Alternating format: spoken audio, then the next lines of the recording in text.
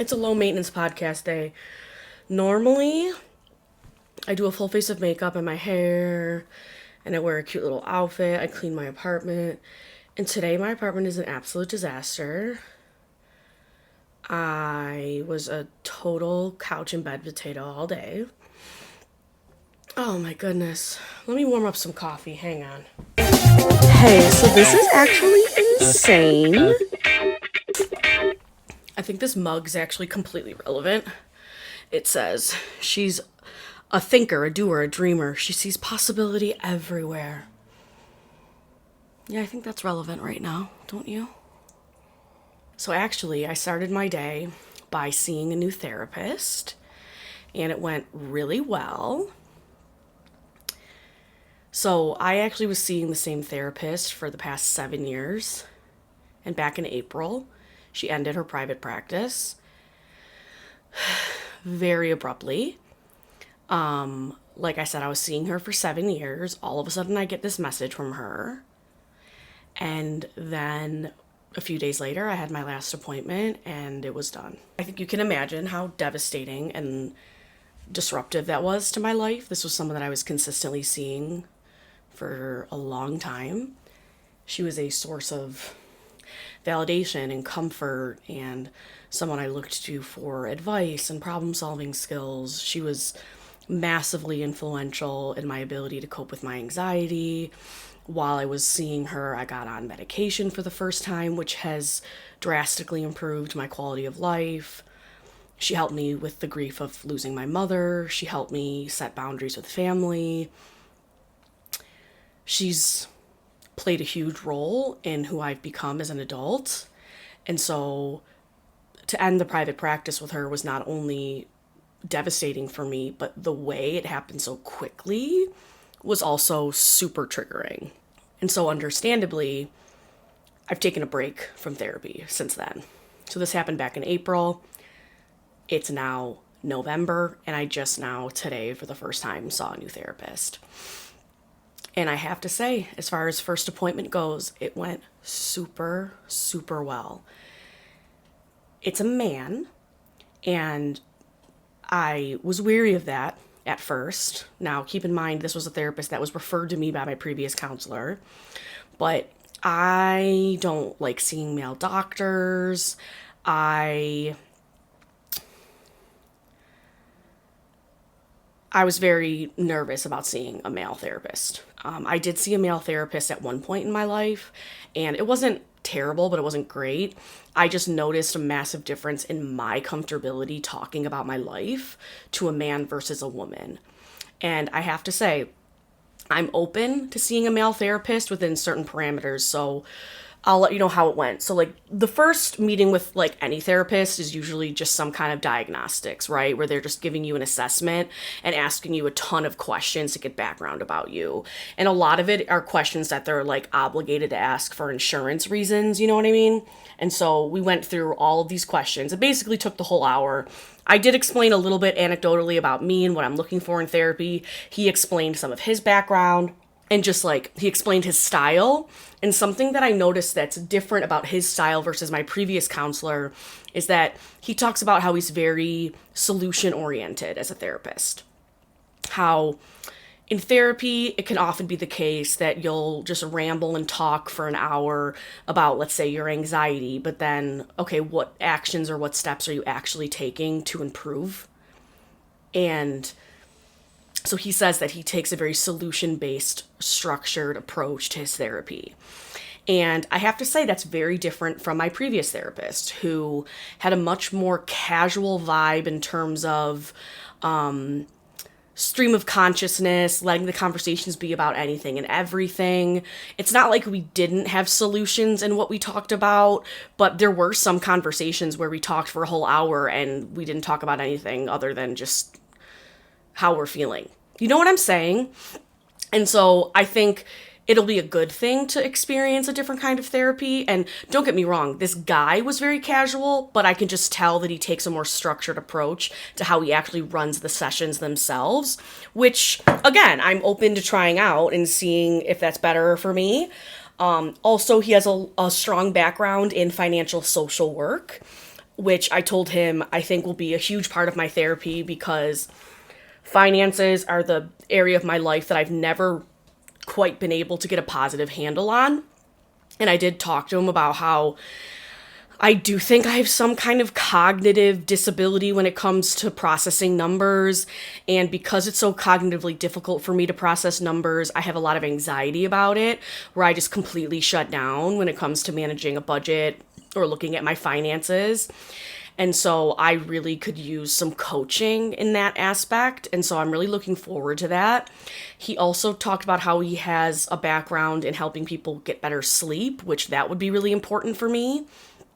And yeah, so I'm just looking to take a slightly different angle with my therapy than I had before. And I'm just really optimistic about it. Like I said, that first meeting went really well. We have our first kind of like real session. Like I said, this one was just like asking questions, getting to know each other. But the next one will be on Sunday, and that's when like we're really going to start diving into things. So I'm just really hopeful. I do want to specify these are the questions I ended up asking him because the answers to these questions were very crucial in terms of how comfortable I'll be seeing a male therapist. The first question I asked him was who he voted for, because if he voted for Trump, I would not be receiving therapy from him. I don't know if you guys have heard, but there actually are a lot of people who go to therapy who ask their therapist who they voted for, and they left their practice because they disagreed with it. And then also I asked him about his sexual orientation and gender identity. And he mentioned how he's poly, how he's gay, he's in two relationships right now. And he talked about how he has a chosen family that he lives with, someone who's trans, someone who's non-binary. And so he just, again, immediately just in hearing that and knowing that he voted for Kamala, I was like, all right, check.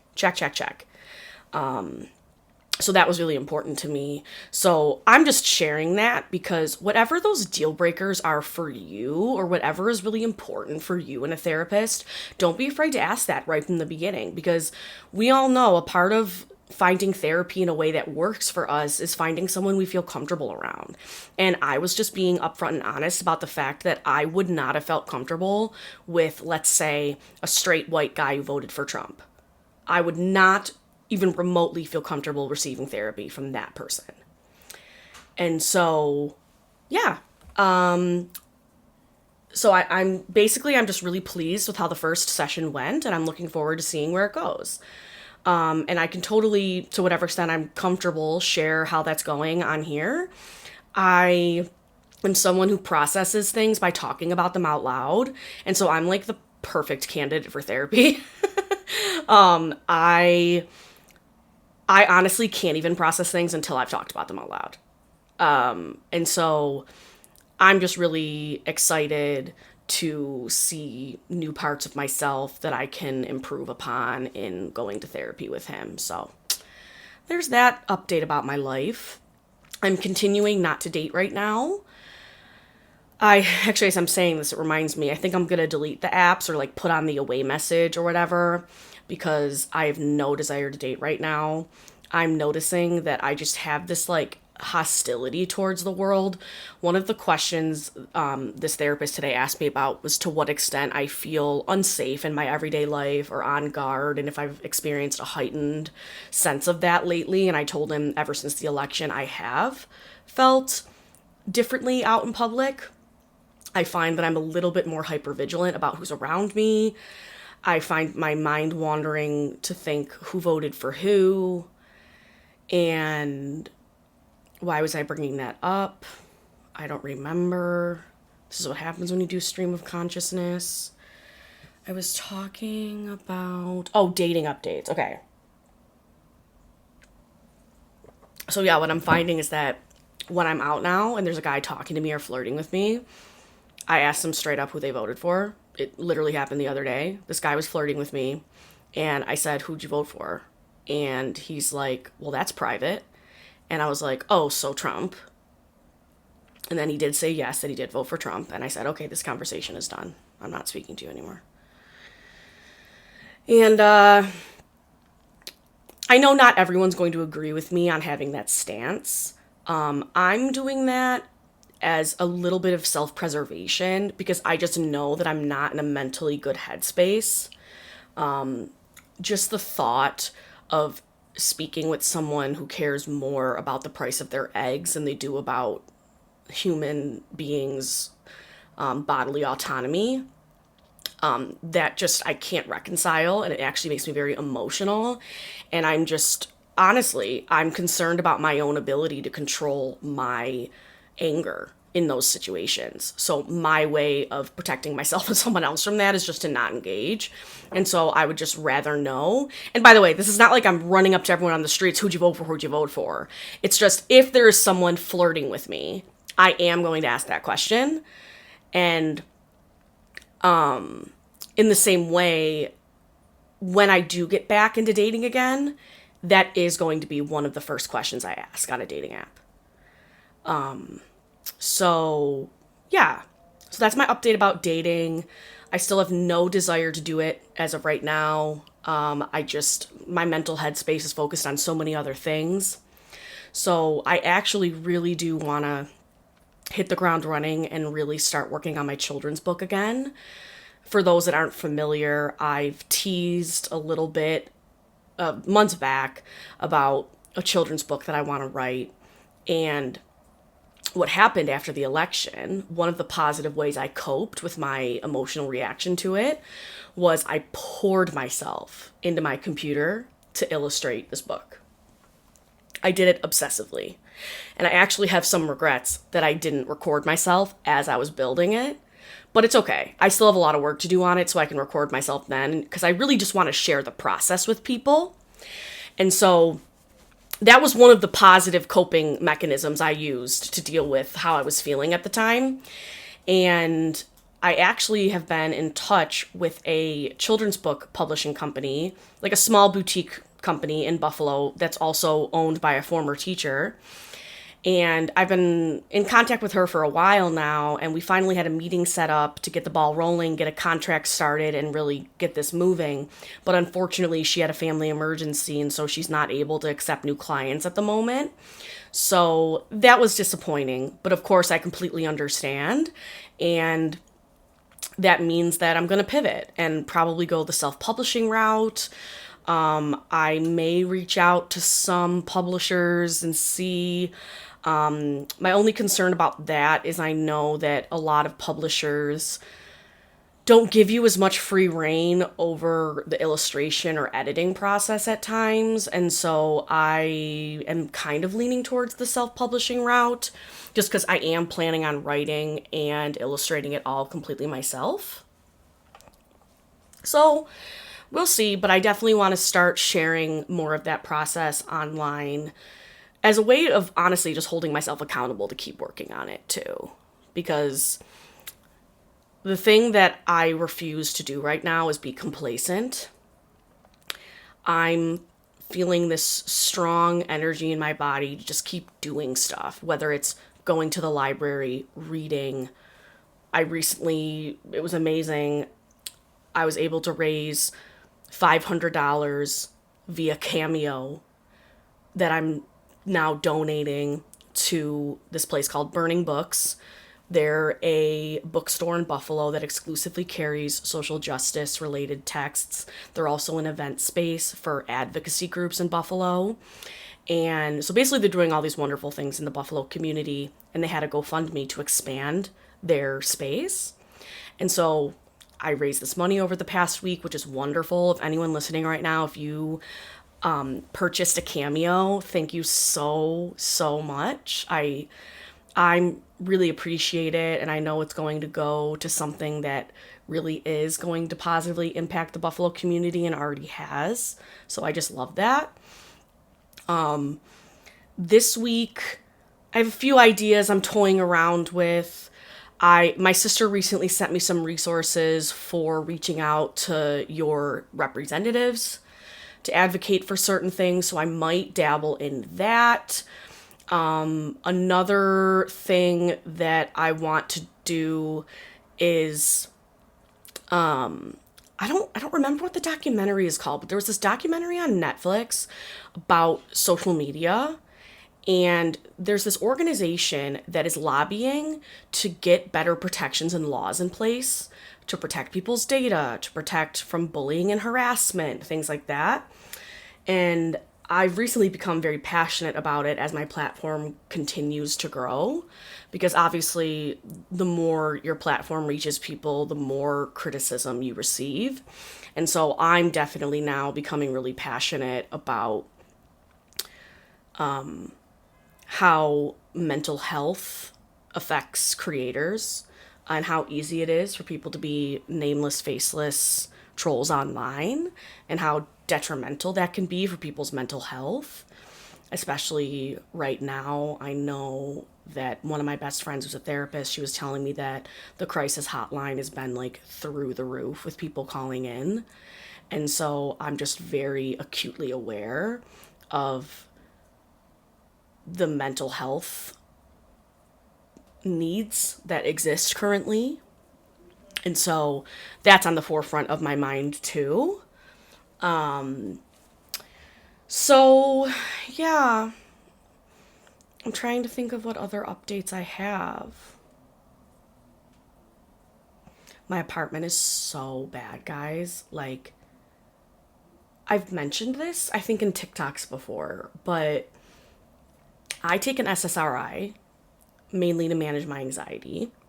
And the moment I started taking this medicine, I started taking it about 2 years ago, I realized that it was like wearing an internal weighted blanket. And that my entire life I was coping with high levels of anxiety in my body. And so taking this medicine has completely transformed my life, where actually some parts of what I would consider my personality have changed. So prior to this medicine, I considered myself a type A personality, where I was super anal about how my apartment was clean. Everything needed to be in its certain place at all times. And now I don't feel that way. Like, I'm looking around at my apartment right now and it is an absolute disaster. And I don't feel anxious about it. And I know some people are going to think, well, Molly, then that probably means depression. And okay, that might be part of it. Who knows? Maybe I'll explore more of that in therapy. But I think since I've coped with so much anxiety my whole life, that's the biggest one I notice in my body. And so I actually think it's a really positive thing that I can look around my apartment and it be this messy and not feel anxious. So I know in a really weird way that feels like growth to me. I hope that makes sense. Tomorrow I'm really dedicated to cleaning it up. Tomorrow I gotta get that done, guys. I gotta do it. Because also what I would like to do is if I clean up my apartment, then I can decorate more for Christmas. Because my brother just FaceTimed me the other day and it was so cute. He found these boxes at the house and he was FaceTiming me and saying, do you want this at your apartment? Do you want this? Because we have all these childhood Christmas decorations that, like, there's certain things that we all love, and so we want to probably take turns with it. But yeah, he was just showing me what items I wanted to decorate in my apartment this year, so I'm really, really excited to get my hands on those. I think it's gonna make me cry, because I can never go back to my childhood home. My dad sold our childhood home about 6 months after my mom died. And so I'll never get to go back there. But knowing that I have these sentimental items, I know it'll bring me mentally back there. So, yeah. I'm honestly a little bit nervous to read the insane mundane story submissions, because I've had some trolls that I'm sure are having a blast watching my content, knowing that they're spamming me with fake stories. So that's really unfortunate, because I know there are people who are submitting stories who actually want me to read them and provide commentary, so that's really unfortunate that some people are, like, ruining that. Also, I think a reason why, like, I'm in such a blah mood today is because I haven't had contacts in days. Like, I ran out, I had one pair left, and while I was walking my dogs outside, it popped out. And so I've had to wear my old glasses for the past like 5 days. And I can tell my eyes are tired because they're all watery from straining because it's an old prescription. But tomorrow I should have an order from 1-800 Contacts coming in, and then also my eye doctor, I have an order coming in from him as well. So tomorrow I should finally be back to seeing clearly, which I really do think would be the perfect day to clean my apartment, because right now I'm sitting here and my glasses are fogging up and I'm barely even that sweaty. So can you imagine if I start cleaning my apartment, how much these are going to fog up? Like, when I was in my therapy session today, I was having to take them off and defog them every like 2 minutes. It was so annoying. And even right now, I get so overstimulated by glasses because right now I can tell I have one tiny smudge in the middle of it, and that's all I can see when I wear them. Honestly, ever since wearing contacts, I have no idea how I ever wore glasses for this long. I have no idea. Bo, I hate Bo's just sitting there licking himself, and I hate that noise. Bo, please. Please, no. Thank you. Well, let's see if there's any stories to read, shall we? Should we check it out? Let's see. I know last time I checked, I had like 67 submissions on here. Okay, now I have 73, so there should be a handful more. Okay, this is Hazel from Syracuse. I never expected to find myself in a situation like this. I was in Mexico for a quick getaway, just trying to unwind. I walked into a small bar and spotted him almost immediately. My best friend's husband sitting at the corner with a man. At first I didn't think much of it, but then I saw them kiss. My heart dropped. I froze. I couldn't believe what I was seeing. I thought maybe I was imagining it, but no, there was no mistaking it. The man I'd always seen so loving and devoted to my best friend was now wrapped up in someone else's arms, betraying her. I didn't know what to do. Part of me wanted to confront him right then and there, but I couldn't find the courage. The other part wanted to pretend I hadn't seen anything, to just forget it, but I couldn't. I knew that this man I'd seen so many times at my best friend's house, at holidays, and even at their wedding was truly head over heels for this stranger. I stood up, left the bar, and made my way outside. Now here I am in my hotel room, ignoring my phone, constantly buzzing with notifications from my best friend asking how my vacation is. Molly, please help me here. I can't be the one to out someone, but she's my best friend, and I know she deserves to know. Hazel, you just gotta tell her. You said it yourself. You said it yourself that you would want to know, right? You would want her to tell you. So you have to tell her. And it's going to be devastating, but you just have to do it. But I'm not going to lie, this story sounds a little bit too crazy to be true. Like, it might be a trolling story, but I'm still just going to respond to it like normal. Because just like, what are the odds of that? But yeah, you just have to tell her. Okay, this is Raina from California. I recently went on a date with a guy that asked to pick me up at 10 p.m. and he said we would be going on a double date, so meeting his friend and another girl. When I got in the car, he explained that the other girl had canceled and it would just be us. Red flags already.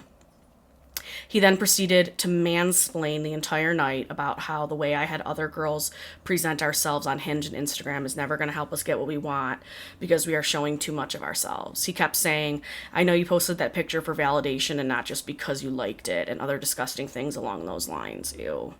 He also kept talking about how he doesn't like to hook up with girls like me because we can't have composure and hold ourselves back, but then proceeded to kiss me and started doing more things that I won't say. When I would tell him that he was completely contradicting what he had just said, he would say that he can't help himself. This date made me feel so horrible about myself and is making me question everything about myself. I blocked him on everything, but I think it's disgusting how these misogynistic men can get away with so much. I'm so sorry, Raina. I have to say I have had many experiences in my life just like this one, unfortunately. I think it's very obvious from the beginning. First off, 10 p.m., red flag. Second off, saying it was a double date and then saying they weren't coming, also red flag. Another red flag is continuing to just bash women this entire time. You know what this reminds me of, Raina? I once went on a date with a guy. Same thing. Also like a later night date for drinks. And I was telling him about this documentary that I had recently seen on Netflix that talked about the gender income disparity that still exists, how it's mainly now, even though women have rights technically equally to men in the US, how there's still this big income disparity because women are the ones who bear children, and how women are the ones who drop out of work earlier to stay home and take care of children, blah, blah, blah. So I'm discussing this with him, and he's like, yeah, women's inequality doesn't exist. And what proceeded was like a superheated argument where his beliefs were so bigoted and misogynistic that I just shut down completely. I decided I'm not going to entertain this conversation anymore because it's going nowhere. And he proceeded to tell me that I wasn't able to have a productive conversation because I'm a woman and I'm too emotional. And so at that point, I ditched him and I went to the bathroom, and listen to this, people. The bartender came in and she was like, "Are you okay?" And I was like, "I'm okay, but that guy was just terrible." And she ended up calling me an Uber so I could leave. And so I'm really sorry this happened, Raina. These are men that I am doing everything I possibly can to avoid being in my sphere of life at this point. Like, I am so sorry that happened to you. None of it was your fault. None of it. And, I would encourage you to keep talking to people about it, because oftentimes when I've had situations like that, I try to be all tough girl and be like, "Oh, it doesn't affect me. Oh, it's no big deal. Like, I'm a powerful woman. I'm just going to move on."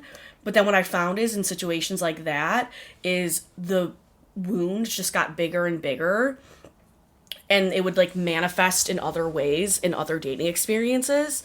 And so I would encourage you, you already took a step here and you were vulnerable and told me this story that I'm now sharing publicly. That's amazing that you did that. That is a step towards healing. It really is. And I encourage you to keep doing that, whether that's in therapy, whether that's with your loved ones and your friends.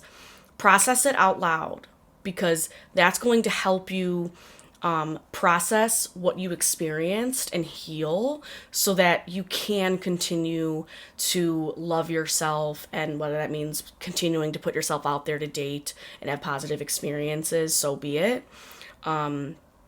I'm, again, just really sorry that happened to you. And do you want to know what's funny about your name, Raina? Is me and my ex-boyfriend, we had a list of names. We wanted to name our children, and Raina was one of them. So I just love that so much. And thank you for being vulnerable and sharing that story. This is Hannah from Cali.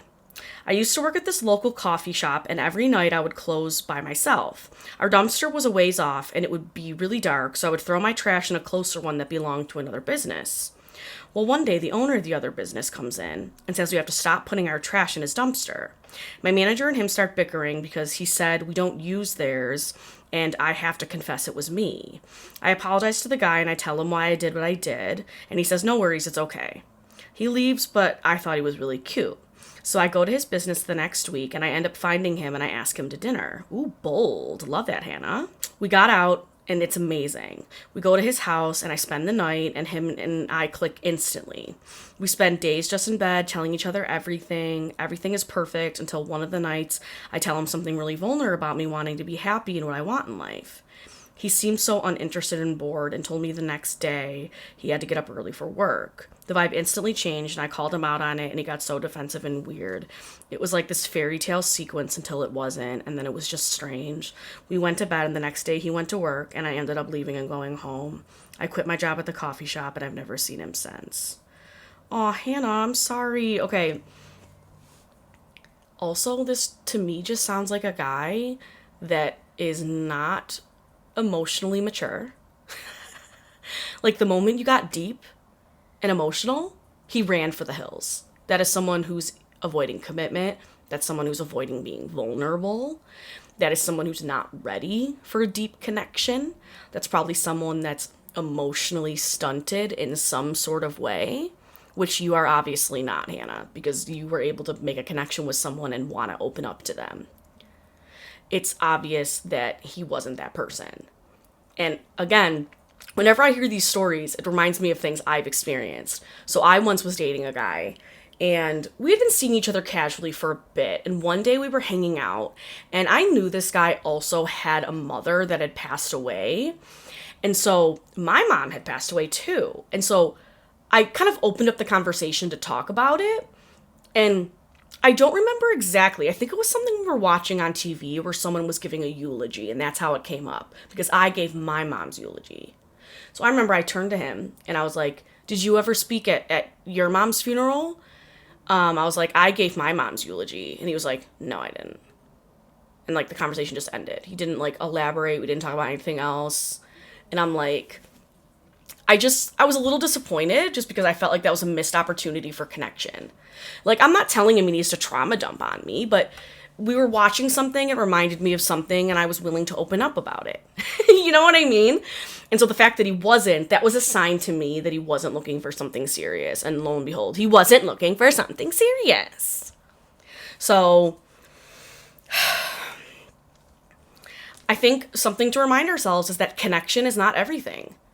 You might have a great connection with someone like Hannah, like you did with this guy, but that doesn't mean he wants the same thing out of the connection as you do. You know what I mean? And that's a hard pill to swallow. I think a lot of people cling on to people that they have this good connection with, but it's hard for them to reconcile and pull away because they know the connection exists, but the other stuff of what they're looking for in their life, like how you said you opened up about what you wanted in life, he wasn't even willing to do that, which is just so weird to me. And again, I have no capacity in my life anymore for men like that. And you shouldn't either, Hannah. This is Stephanie from Colorado Springs. Hi, Molly. This is my insane mundane story. So back when I first moved to Colorado, I relied pretty heavy on my dating apps to make friends. I went on my first date in my new state, ended up connecting with this guy who, when getting to know him, checked all my boxes. We went on to see each other at least 3 times a week for about a month and a half, and as far as I was concerned, we were about to enter a relationship. We would often go on dates, or he would come to my apartment because I lived alone, and he would always talk about his roommate, a former fraternity brother, who he described as a pretty severely mentally ill. He said things like his roommate had a bedroom and a bed, but chose to sleep on the floor in the kitchen. Oh, God. He also said they argued regularly, and he had began to notice kitchen knives going missing, which really freaked him out. Oh, no. One night, after weeks of speaking each day, going on dates, being intimate, and planning to meet each other's families, he just randomly ghosted me, mid-conversation with plans for him to come over to my place that night. Naturally, I panicked. I thought the worst. I thought his roommate went psycho and tried to unalive him. I wasn't blocked on anything, but he wouldn't answer my calls and texts and was not active on social media. I waited until the next day and told him I was going to contact someone if he didn't respond because I was worried about him being hurt by his roommate. So I decided to message his sister on Instagram. He had tagged her in some of his photos. I figured we had plans to meet soon. He had told me he talked to his family about me, so I should let her know the situation. When I got her response, I was so shook, girl. She had no idea who I was, and she had talked to her brother just moments before. She explained to me his quote-unquote roommate is actually his long-term girlfriend from college, and told me she was going to let her know what's happened. I was shocked. He had no photos with the woman on Instagram or anything, and there were no signs that he was in a relationship. I literally never heard from any of them again. Anyway, that was in 2021. A few days after this date, I ended up meeting a guy at a bar who is now my husband. Life comes at you fast. That is the crazy thing about life, isn't it, Stephanie? What the heck? Like, this is the thing that just makes it so hard for me to trust people. Because you could be so easily bamboozled. You know, like someone could have no evidence on their social media that they have a relationship. You could be dating for literal months. And how do they manage to keep that lie? Like, that's the part I can't wrap my head around that I think makes it so easy for me to be fooled, is because I can't conceive of doing that elaborate of a lie for that extended period of a time. You know? How do people do that? I don't get it, Stephanie. I don't get it. And that is just so crazy to me that you found out by messaging his sister. Also, that's just really messed up because I know you were genuinely worried too, you know? Oh my God. No, that's crazy. But hey, it led you to your husband, and that's what I love about life. Okay, this is Emily from New York City. Hi, Molly. Big fan of the podcast. Your stories always make me feel like I'm sitting around with a friend. I love that. So I figured I'd share one of my own that I think fits the theme of Insane Mundane perfectly. It's a story about an ordinary lunch that turned into one of the funniest, most ridiculous moments of my life. So there's this guy, Ben. We've known each other for years now. We actually met right after college when we drove from Chicago to New York together. Long story for another time, but let's just say it was not love at first sight. Back then, we could barely stand each other, but we kept crossing paths and eventually became friends. He's this overly confident, sarcastic guy who's always convinced he's right, and I guess I'm stubborn enough to never let him have the last word. So relatable. I feel like you and I are the same, Emily. Anyway, we were grabbing lunch at Mel's Corner Diner, one of those classic New York spots with cramped booths and chatty waitresses. We got into our usual debate about relationships, and Ben, being Ben, said that men always know when a woman fakes it in bed. He said it so confidently, like it was an absolute fact, and I just had to call him out on it. Oh, I would do the same thing, Emily. I would do the same thing. You have no idea how many times I've called men out on this. I've been like, you can learn so much about a man when you ask them, how many times do you think women have faked it when they've been with you? And they're like, I don't know, maybe never, maybe once or twice. I'm like, you have no idea. So I decided to prove my point right there in the diner. I went full dramatic mode, giving a completely over-the-top, faked, performance. Moans, gasps, the worst. Picture it. A regular Tuesday lunch rush, and suddenly everyone is dead silent staring at me. The look on Ben's face was priceless. He didn't know what to do with himself. But the best part, there was this older woman sitting at the next table who just turns to the waiter and says, I'll have what she's having. I lost it. I was laughing so hard I could barely breathe. Ben was absolutely stunned. I don't think he'll ever look at me the same way again. It was a ridiculous, insane moment, but honestly, it felt amazing to win that round. It's not every day you get to shut down a guy like Ben so publicly. Just another example of how the most mundane moments can turn into stories you'll never forget. Thanks for making my commutes more fun, and I hope you enjoyed this little slice of my life. Best, Emily. Emily, I'm ending the pod on that story today because that is such a good one. Emily, I feel like you and I could be friends. I feel like what you did in that deli is exactly something I would do. Like, do you want to know what I was thinking you were going to do to prove your point? I was thinking you were going to take a survey. Like, I would stand up and be like, raise your hand if you've ever faked an O, and like, see how many women raise their hands.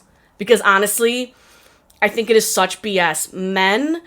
Most men, are not trained to know what a real one is versus a fake one. Because if you're just consuming adult media online, 99% of those are fake. And so they have no idea what real ones actually sound like. It is so rare that even when I consume adult content, that I see real ones, you know? So you're a badass, Emily. You're a badass. And that is definitely an insane mundane story, which is perfect. So yeah, I'm just going to remind you guys again, if you have any funny, silly, sad, dramatic, simple stories that you would like to share, I really, really love reading them. And, sorry if this episode's a little short this week, guys. I don't know. My mind is just all over the place these days. But thank you to everyone who continues to support me and show love. I want to remind you that if you ever send me a kind comment or message, know that I always read it. It means the world to me. And I love you guys. I hope you have a great week.